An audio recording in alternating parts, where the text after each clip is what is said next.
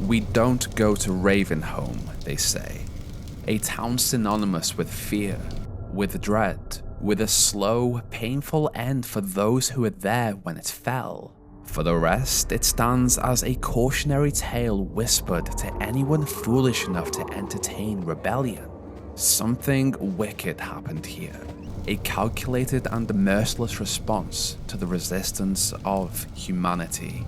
In this episode, we will explore why Ravenholm is so horrific to traverse and what makes it so unbearable for its inhabitants who endure a relentless cycle of torment, anguish, and isolation. So sit back and relax if you can, as I, Scarion, give you a pretty uncomfortable tour our benefactors have so graciously permitted. This is a documentary by humans to educate humans.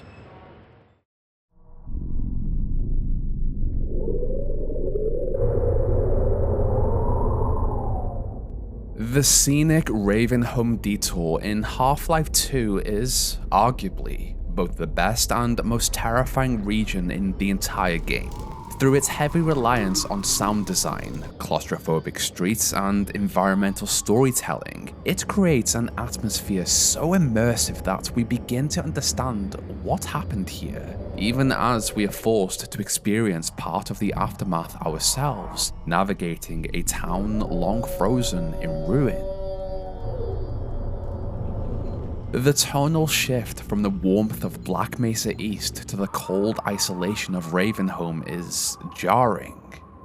Before we can look at the inhabitants of Ravenholm, and I must say there are many, we have to look at the town itself. Ravenholm is, on the surface, like any other small town with its basic amenities. A mine, a power station, a garage, a workshop, and a church. Located along the canals of the wasteland, on the coast, this former mining town was the perfect location for a resistance settlement. It was established after Black Mesa East grew too crowded to house the influx of refugees and resistance members, just far enough away from City 17 to evade the Combine's gaze, yet close enough to remain accessible. Now it is a living graveyard, a town of walking corpses wandering its streets, crying out in endless pain.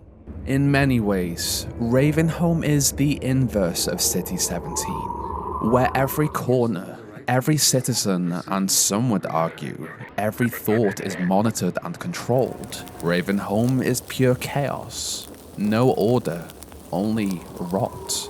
But how did it become this? When the Combine discovered that this town, just out of reach, was not abandoned but instead populated by those seeking to dismantle their power, they did not march in with striders, overwatch units, or fire from above with their gunships. They chose something more insidious. They shelled the town and its outskirts with canisters packed to the brim with headcrabs of every variety. This is what remains. This is the aftermath. It was inflicted from afar. They never had to set foot inside.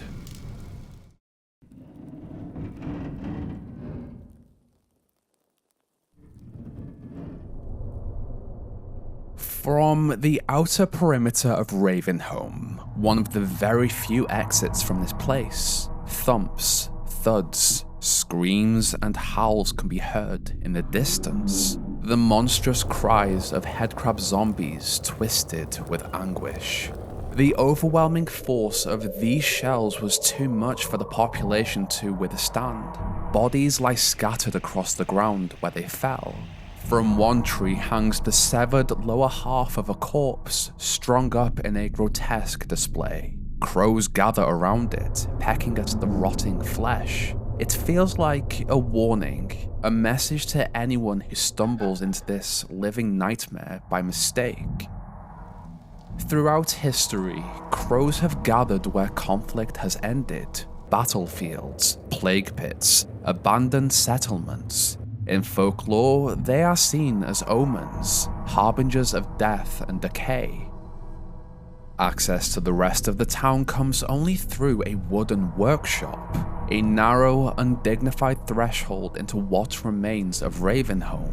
This outer stretch is home to several wandering afflicted, and the ground is littered with bodies severed cleanly in half by saw blades this workshop was built to produce. Even in the silence of this horror scene, the creak of wood can still be heard as they wander aimlessly nearby. Human voices twist beneath their cries, begging for an end to the torture. Like much of Ravenholm, this place was struck by multiple shells carrying standard headcrabs. Since then, buildings have been boarded up to control how these creatures move through the town, preventing large numbers from gathering in one place.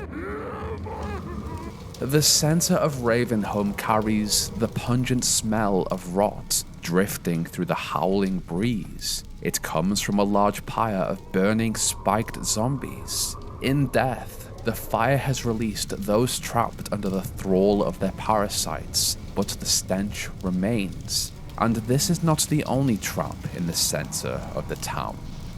Fire-filled alleys, electrified fences, and cages built to contain the inflicted turn this place into a gauntlet. Many have been burned, trapped, or cut down, yet danger still waits around every corner. What we see is a town frozen in time. In the Nova Prospect episode, I explored how that prison would fit perfectly within a liminal space game. A place stripped of its purpose, reduced to little more than a point of passage in the story. Ravenholm belongs to that same category, only in a far more horrific form. It was once a living town with a real population, and now both the settlement and its parasite-ridden inhabitants remain trapped in the moment the shells fell, suspended in that grotesque state between life and death. Houses without families, streets without purpose, a church without a traditional congregation, a town that now exists only as a route through horror, one that can be escaped only by passing through it. It is a long, horrible corridor in the form of a town. Alleys filled with contained zombies, their exits sealed, and apartment buildings that were once homes transformed into tombs. Streets once walked by the living, stores once open to the public, now reduced to monuments. Claustrophobic passages littered with the dead, ending again and again in dead ends. Ravenholm exploits the same psychological triggers that make liminal space games effective. It shows us a town that still looks structurally normal. The houses are intact, the streets are laid out logically, the church still stands exactly where you would expect it to be. Nothing about the layout is abstract or surreal. It is familiar. What does not make sense is the absence of normal life. There are no neighbors talking, no sense of routine, like we see in City 17. The town has not decayed into rubble. It has simply stopped functioning. It is a space built for people, now existing without them. That is where the discomfort comes from. The mind recognizes the template of a lived-in town, but the behavior that should fill it is missing. Everything feels suspended at the exact moment the shells fell. Coming here straight from Black Mesa East makes that absence feel even harsher. We leave behind warmth, companionship, and familiar voices, only to arrive in a town where all of that has been replaced by distance, isolation, decay, genuine horror, and suffering. What happened here is the stuff of nightmares, and the Combine achieved it with very little effort at all. With the biological weapons like these at their disposal, it is no surprise they chose a town with so few ways out. With the passageways between streets barricaded and the roads below no longer safe, the few living inhabitants are forced onto scaffolding through buildings just to move through Ravenholm in an attempt to reach an exit. So where are these exits?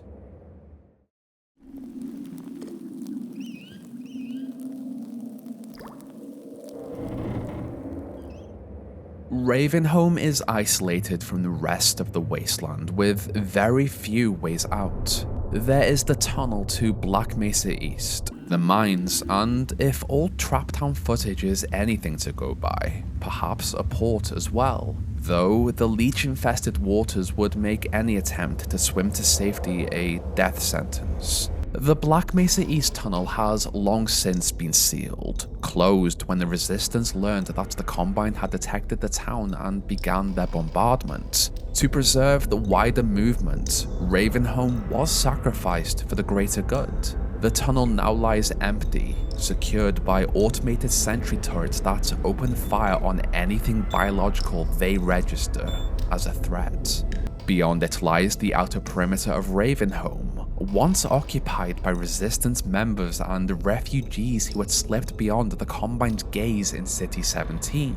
Here, they would have trained, rested, and planned. Now all that remains are the bodies of those who fell when the shells came down. As for the other exit, past the church and through the graveyard lies access to an old mine shaft. This was a mining town after all. It appears, however, that the Combine is aware of this route. The mine itself contains no headcrab shells, yet if you listen and peer into the shadows, the sounds of the various species can still be heard, waiting to latch onto a victim. With so many of the creatures down here and no shells having landed in the mine itself, it suggests they were placed here by our benefactors. Beyond it lies the final tunnel out of Ravenholm's cruel mine. There were likely Combine units waiting there to catch the most tenacious residents, only for them to be put down after the fresh hell they had endured. We have looked at Ravenholm itself and at the remarkable visual storytelling and sound design that shape it. Dark alleys, tormented inhabitants, and that constant blanket of isolation and fear give the town a presence all its own. A visual character just as strong as any found elsewhere in the wasteland. But what of those who once lived here and now still exist within it?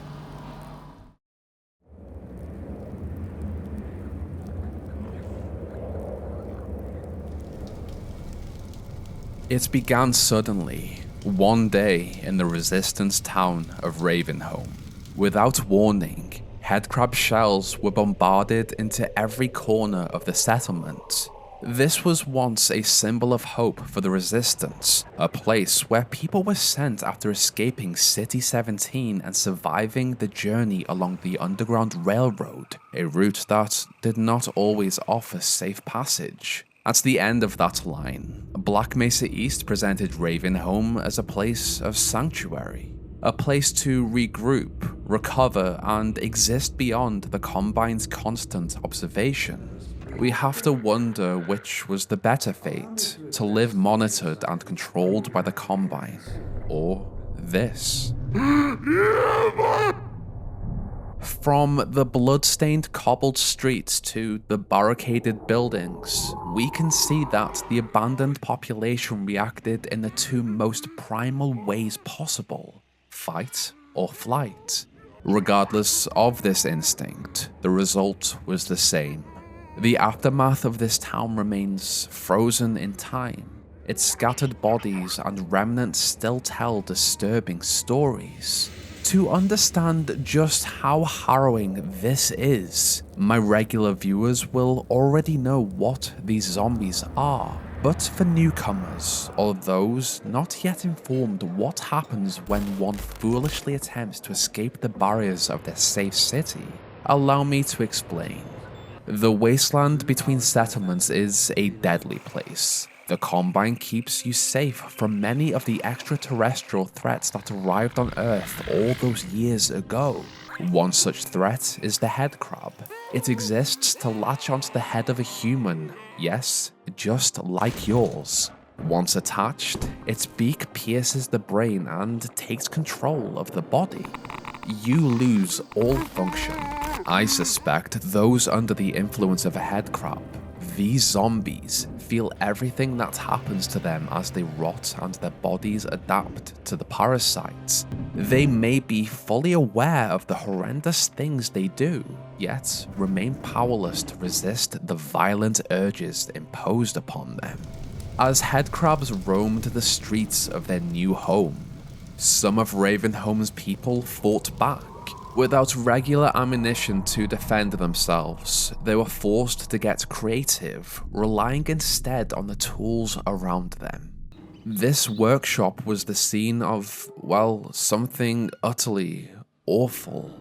The entrance has been hastily boarded up in an attempt to keep the newly formed afflicted out, but instead lies the aftermath of what appears to have been a violent struggle between headcrab zombies and those not yet turned. Many bodies have been cut cleanly in half, and blood smears nearly every surface. The saddest part, however, is those who still wander here. They appear to have been overwhelmed by the sheer number of headcrabs in the area. The boards thrown across the workshop entrance were not enough to stop them. These small creatures are smart. They know how to force their way into almost any space. Across the town, there appears to have been, at least for a short time, a desperate effort to build makeshift wooden walkways above the streets, barricading off sections and isolating them from the rest of Ravenholm. Some also appear to have experimented on the headcrabs and zombies they captured. There were not only standard headcrabs here, but fast and poison variants as well, each transforming its victims in equally dreadful ways. Here, those captured were pinned down and torn apart, likely in an attempt to understand how they could be killed, and whether their victims might be freed from the thrall without dying. There is, however, a darker theory, that some of the surviving population were used as test subjects to observe how these headcrabs latched on and transformed their victims. And while their intention may very well have been to fight back, to isolate the creatures within specific parts of Ravenholm, it ended in failure. This alley, so full of contained creatures, tells a particularly grim story. Just up this cobbled street, behind a sealed grate, lies the body of a refugee from City 17. Judging by the mattress and a health pack, he appears to have chosen this spot to wait out the assault. What makes it especially cruel is that, while this vent was clearly intended as a temporary refuge for someone who fled, it became permanent. The bleakest part is how it likely happened.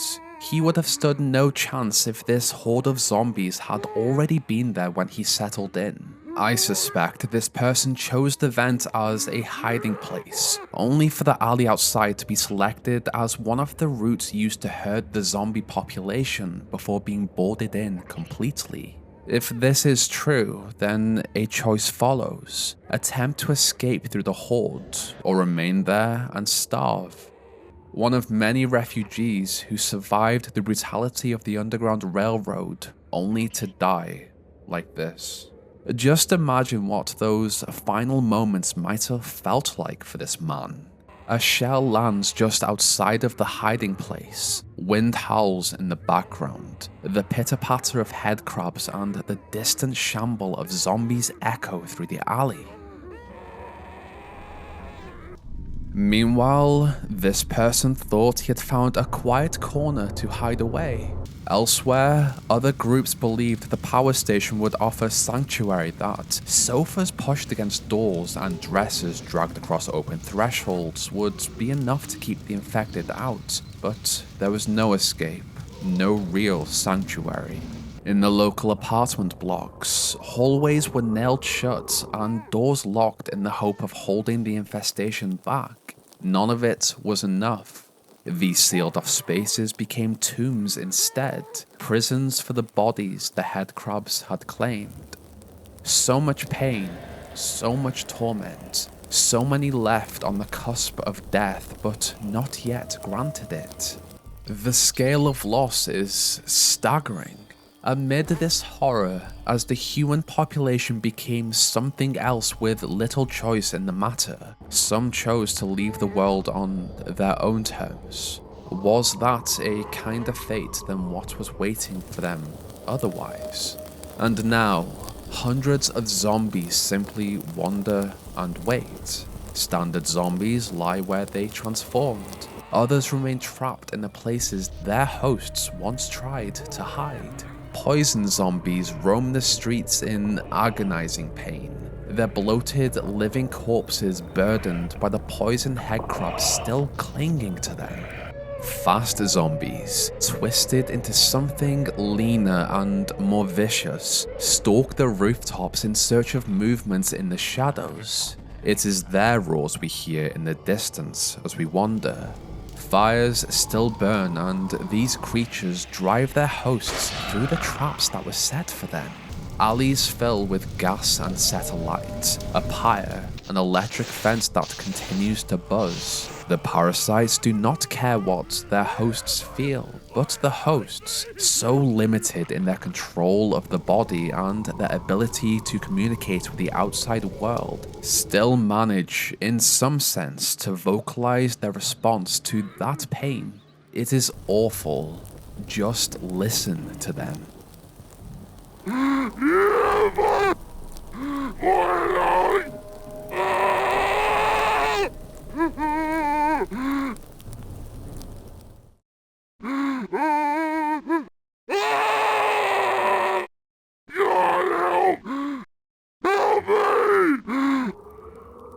These victims came here to escape control and lost everything. If there is any mercy in Ravenholm, it is that those subjected to the flames and traps, despite the agony of their final moments, were eventually released from it. Those spared the town's hazards were given no such relief. They remain hostages in their own bodies, suspended in unending pain. And even now, the sounds of survivors carry in the distance. What was once a circus of screams has thinned to something fainter, but no less dreadful. But in this chaos, there is one person who is not subjected to the horror of a headcrab. A man who could have run, who could have escaped Ravenholm, but he chooses to remain for a genuinely valiant reason.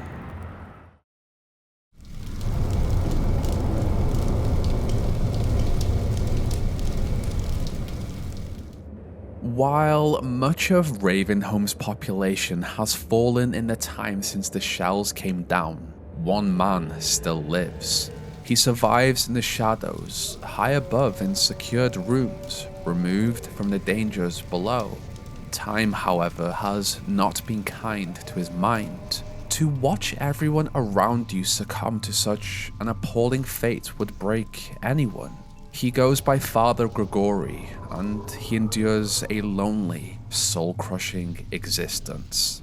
His history is, like that of so many others on Earth, unknown, but he goes by Father, believing the people of this town to be his congregation, and now feels it to be his duty to free them from their affliction, to offer them salvation. In the wake of that solitary life, he wanders. Each day, he kills as many headcrabs and zombies as he can with his rifle, Annabelle, then returns to the one place still safe enough to rest, his church. Every day is the same. This is his purpose now, to help them, but it comes at the cost of his sanity. While Ravenholm's population once devised ways to contain and kill the zombie hordes, Grigori builds upon their work and improves it.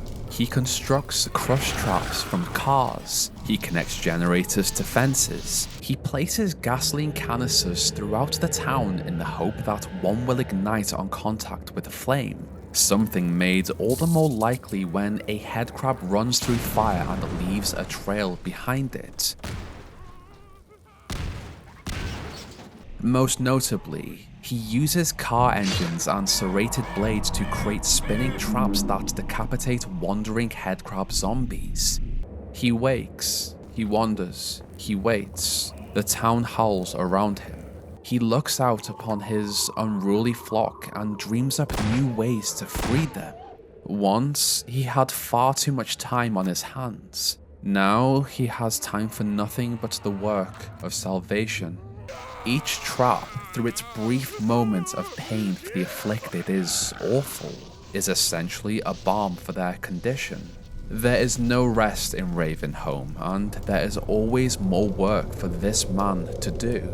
He remembers their true faces, faces beneath the parasites, faces of his friends.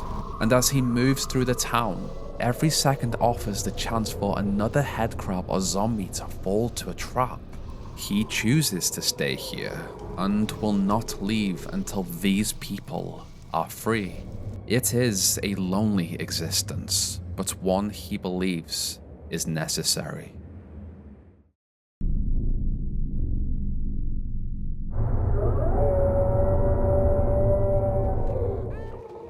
The town of Ravenholm and its population are horrific by nature. Just look at it. This is a place without combined forces, without radio chatter, without authority or any system to follow. It is a place enshrouded by darkness and chaos, the complete opposite of both the noise of City 17 and the warmth of Black Mesa East. While Nova Prospect is foreshadowed to Gordon Freeman long before he eventually arrives there, Ravenholm is not. It is preceded by a single warning. That's the old passage to Ravenholm. We don't go there anymore.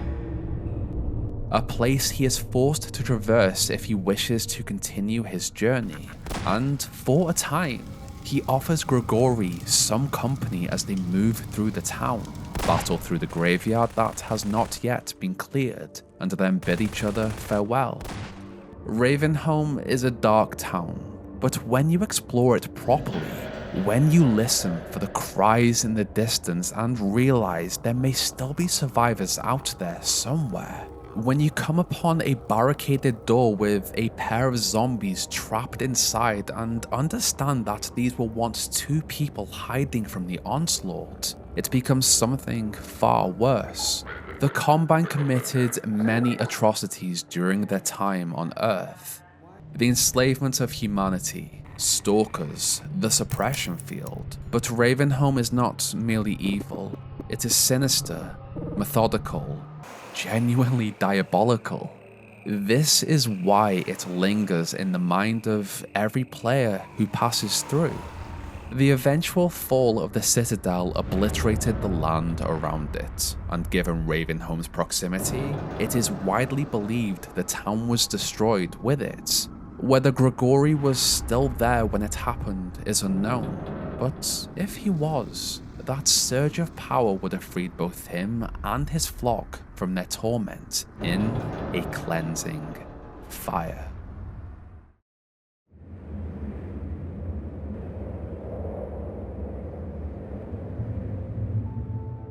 Now, citizens, before I move to my closing thoughts, I feel compelled to address the response to the last episode concerning the Vortigauns. The state of that comment section was, frankly, alarming. You are afforded the privilege of discourse, and yet some chose to use it not for reasoned discussion, but to disparage our benefactors. That is not only unwise, it is deeply inappropriate. Names have been provided to the local civil protection units, and it would be wise to comply when they arrive.